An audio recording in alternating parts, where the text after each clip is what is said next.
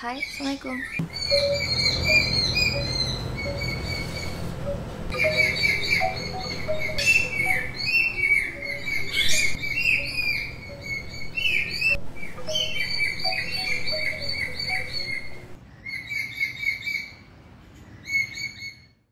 Hari ini insya Allah aku mau nge-repotting, mau pasang turus tanaman aku yang satu ini.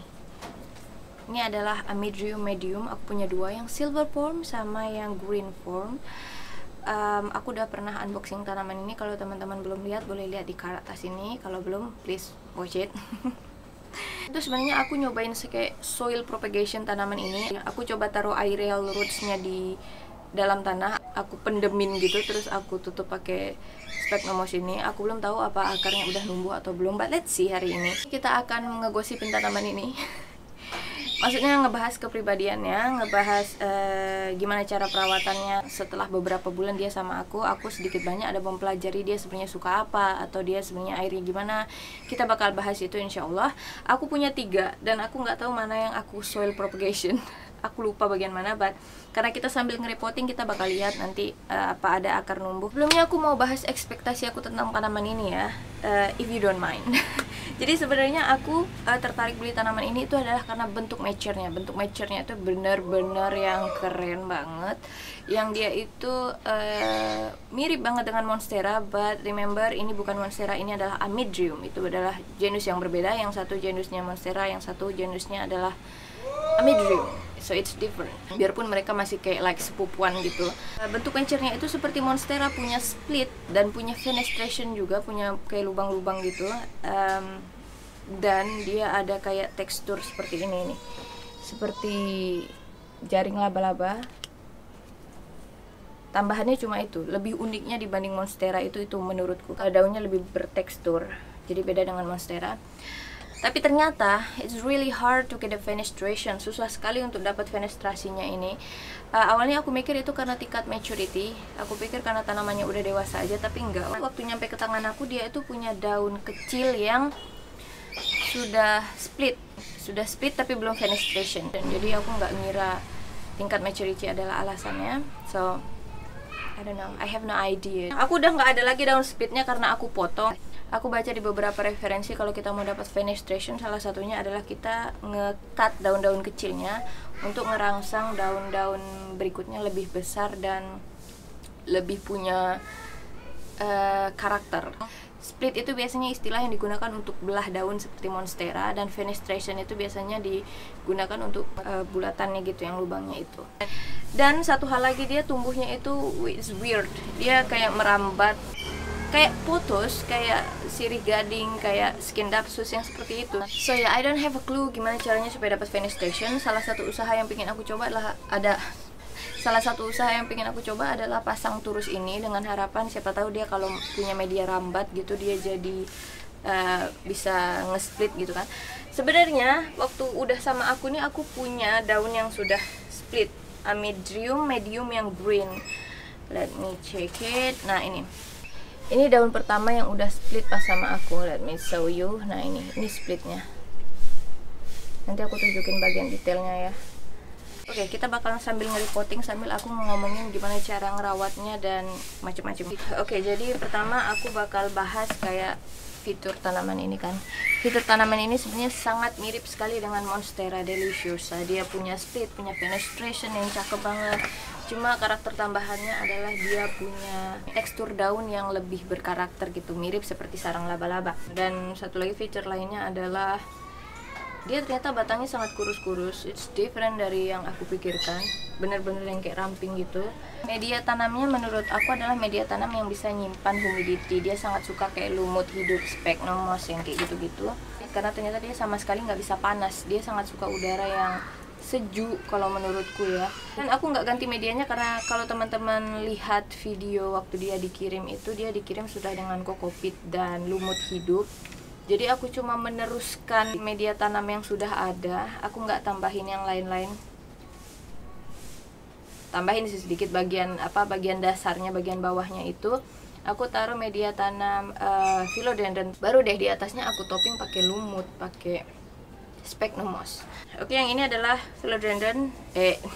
Yang ini adalah Amydrium medium yang green form. Yang green ini duluan split di tangan aku. Yang dua lagi ini yang silver form ini belum pernah split di tangan aku. I don't know why. Awalnya ini keriting banget. Aku nggak tahu awalnya kenapa kok bisa keriting aneh kayak gitu. Padahal dia adalah daun muda alias daun baru.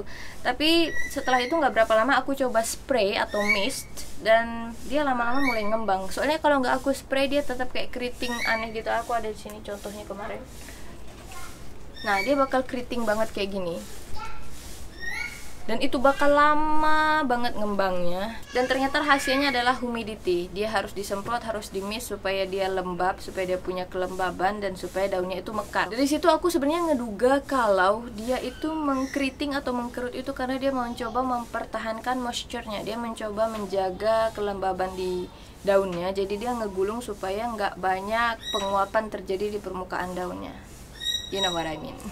Again, kalau ngemisting atau nyemprot tanaman itu, nyemprot daunnya itu kita harus hati-hati banget. Karena kalau kita kena matahari, dia bakal ada efek kaca pembesar yang mana itu bakal ngeburn daun. So be careful, taruh di tempat yang benar-benar teduh baru di spray daunnya supaya nggak ada efek kaca pembesar itu ya.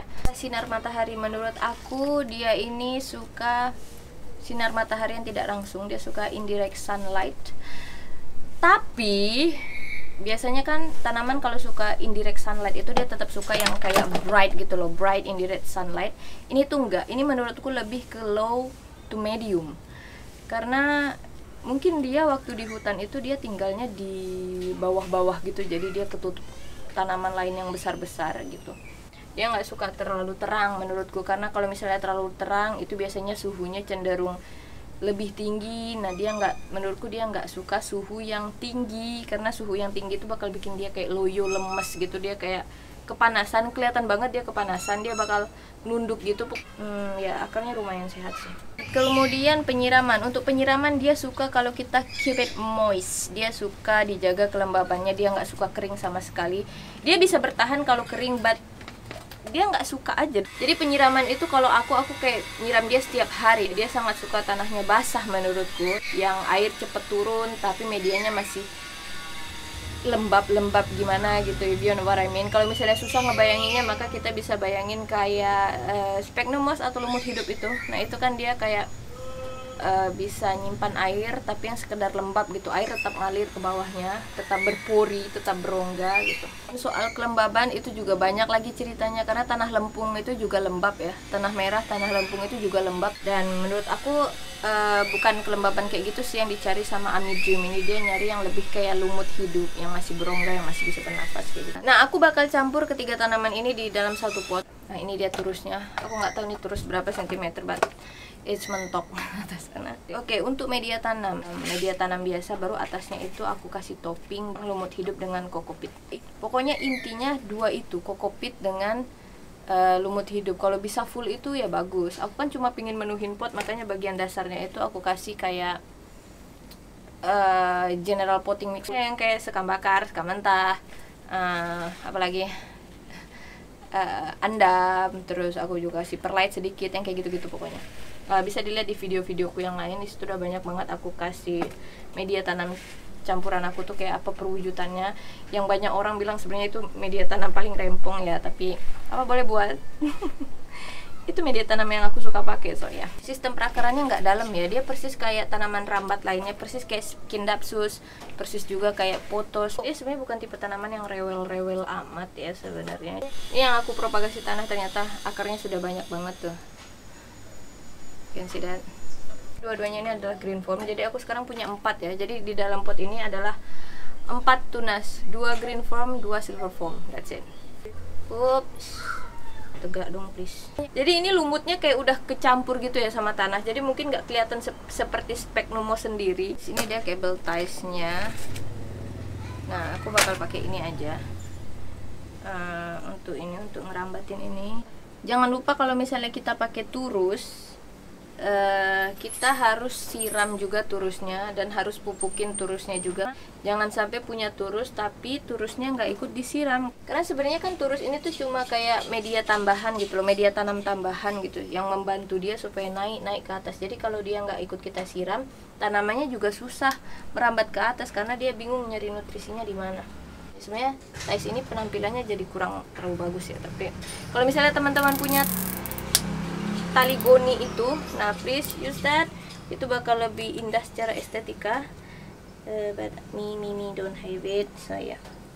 Jadi dulu aku tuh mikir untuk membiarkan dia kering dulu tuh karena aku kira dia mirip banget dengan monstera dan mirip banget dengan philodendron gitu loh, yang nggak suka terlalu banyak disiram tapi sukanya itu kayak dibiarkan kering dulu, yang kayak gitu-gitu loh. Tapi ternyata I was wrong, ternyata dia tidak seperti itu ya saudara-saudara.